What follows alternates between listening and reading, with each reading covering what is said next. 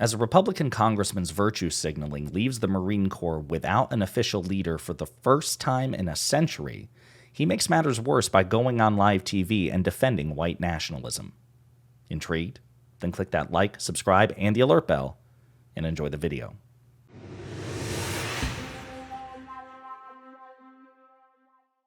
So I don't even know where to begin with this. Folks, you may be surprised to learn that the Republican Party is deranged. And again, just when you think that they run out of ways to demonstrate that, certainly to the left and progressives, but also just to the American public writ large, they surprise you. They are innovators of derangement. They find new ways to be hypocritical and insane. What am I talking about? I'm talking about a guy named Tommy Tuberville, who we've mentioned in I think most recently in a video in which he tried to take credit for a piece of Biden and Democratic legislation, funds conferred in the CHIPS Act and the bipartisan infrastructure law, that he voted against, right? They benefited his state in material ways, and he went on Twitter and publicly tried to take credit for it. And, oh, this is such a good thing, thank God. And it turns out he didn't vote for it, and he actively voted against it. He actively campaigned against it. And President Biden actually called him out on Twitter and at a actual press conference or public remarks. So this is the kind of man that you're dealing with. Well, it gets worse. So Tommy Tuberville is blocking military promotions, okay? You got to remember, the president is commander-in-chief, but much of military policy is ultimately dictated by Congress, and much of what the president does in terms of official military policy has to be confirmed by the Senate, including military promotions, right? And the reason Tuberville is doing this is because it's a anti-abortion virtue signaling. He's basically blocking military promotions, I think, if I remember correctly, until Congress takes up more stringent anti-abortion laws, which of course they're not going to do because it's wildly unpopular. So instead, this man is virtue signaling, and he's blocking quick military promotions, expedient promotions of military personnel, which is a threat to national security. Because if you have retirements, or people are terminated or discharged, and you have certain vacancies in the military, that's a threat to national security. Okay, and he refuses to relent. So, as a matter of fact, what he's doing right now is leaving the Marine Corps because the commandant of the Marine Corps, the leader of the Marine Corps, has retired. But his replacement can't be confirmed by Congress because of this man right here. So the Marine Corps is officially without a confirmed commandant who's granted the full power and privilege and tools necessary to run the Marine Corps. This is the first time it's happened in a century, and this is single-handedly because of the Republican Party. No Democrat is responsible for this. This is 100% the fault of the Republican Party. So you think, okay, that's really bad.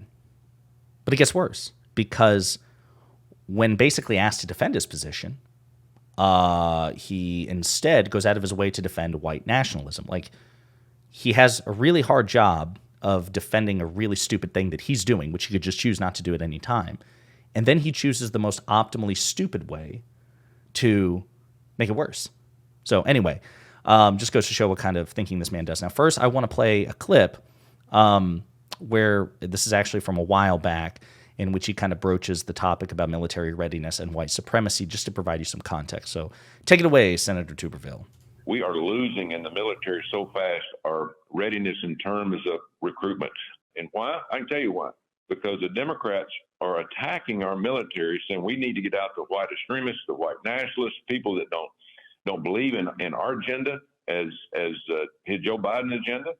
They're destroying it. You mentioned the Biden administration trying to prevent white nationalists from being in the military. Do you believe they should allow white nationalists in the military? Well, they call them that. I call them Americans. So obviously that was a really stupid rhetorical response. And again, there's just no reason to bring this up. I mean, purging the military of white nationalists is probably a good thing. Now, that said, he of course, and he'll do this in later clips that we're about to show, he quibbles over the definition of a white nationalist. Well, they call them white nationalists. I call them Americans. Well, listen, nobody outside of certain people on Twitter are literally calling everybody who opposes President Biden's agenda a white nationalist. So I don't know why you would feed that perception in the first place, right? That's the last thing as a Republican that you want to do, is conflate your constituents with white nationalists and Nazis, because they're wildly unpopular and also just really terrible people. So you would think as a Republican official, you would not want to do that. But again, this man is profoundly stupid, so it makes sense. So Merriam-Webster defines a white nationalist as one of a group of militant white people who espouse white supremacy and advocate for enforced racial segregation. It's a simple dictionary definition. You could go with, the Anti-Defamation League, the ADL's definition, which is a bit more, robust. White nationalism is a term that originated among white supremacists as a euphemism for white supremacy. Eventually, some white supremacists tried to distinguish it further by using it to refer to a form of white supremacy that emphasizes defining a country or region by white racial identity and which seeks to promote the interests of whites exclusively, typically at the expense of people of other backgrounds. Now, to be clear, I don't believe that every Republican, certainly not every Republican voter, and certainly not every conservative, is a white supremacist or a white nationalist. I don't believe that. But I do believe all white nationalists and all white supremacists are conservative and vote Republican, right? So that's an important but profound distinction. And again, if I were a Republican surrogate or a Republican official like Tommy Tuberville, I would be doing everything in my power to publicly distance myself from the perception that the GOP and conservatism are linked with white supremacy. You would think you would be going out of your way to make sure that you distance yourself in that respect. But again, he doesn't, because he's just really stupid. Or perhaps he's telling the truth, and he is a white supremacist. So let's find out. This is him on CNN. I don't know if we're going to play the whole clip, where Caitlin Collins from CNN asked him, like, hey, why are you blocking these military promotions? And what about the whole white supremacy thing? Let's hear him speak for himself, and we'll probably put it at 1.25 speed. Military. I do want to give you a chance to clarify some comments you made recently on white nationalists serving in the military. For those who are watching, if they haven't heard your remarks, this is what you said. Do you believe they should allow white nationalists in? Want to explain those comments, Senator? Yeah, first of all, I'm totally against any type of racism, okay? I was a football coach for 40 years, and I dealt and had opportunity to be around more minorities than anybody up here on this hill. But when our military was being attacked after 9/11, after January the 6th, and that was my first day on the Senate floor, I thought it was outrageous of what senators from the Democratic side, Chuck Schumer said on the floor that night, calling people racist, calling people nationalists, white nationalists. White nationalists is just another word that they want to use other than racism. I'm totally against anything to do with racism. But the thing about being a white nationalist is just a cover word for the Democrats now, where they can use it to try to make people mad across the country, identity politics. I'm totally against that. But I'm for the American people. I'm for military. I'm for Christian conservatives, Democrats, whoever wants to be in the military to fight for this country, to protect this country. That's what it's all about. But just to be clear, you agree that white nationalists should not be serving in the U.S. military. Is that what you're saying? If people think that a white nationalist is a racist, I agree with that. I agree they A white should. nationalist is someone who believes that the white race is superior to other races. Well, that's some people's opinion, and I don't think. What's I mean, an a lot. opinion? Pardon? What's your opinion?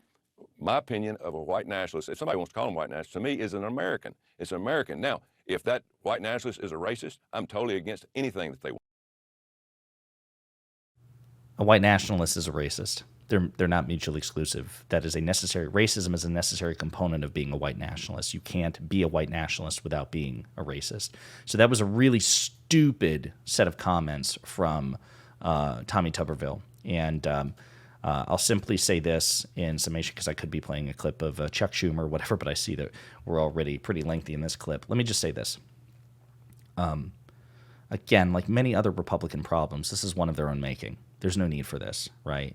But unfortunately, whether you like it or not, there is a substantial block of the GOP voting base which identifies as white supremacist or white nationalist, or has white nationalist or white supremacist leanings. And the fact of the matter is, when it comes to a popularity contest, the GOP loses virtually every time. So they can't, if their goal is to win without principle, they need every vote they can possibly get in terms of elections and also in terms of people in the Senate, which is part of the reason why you will not see Republican officials distance themselves or call out Tommy Tuberville, because they have no margin for error. They need his vote in the Senate. So it's like it's a two-pronged issue.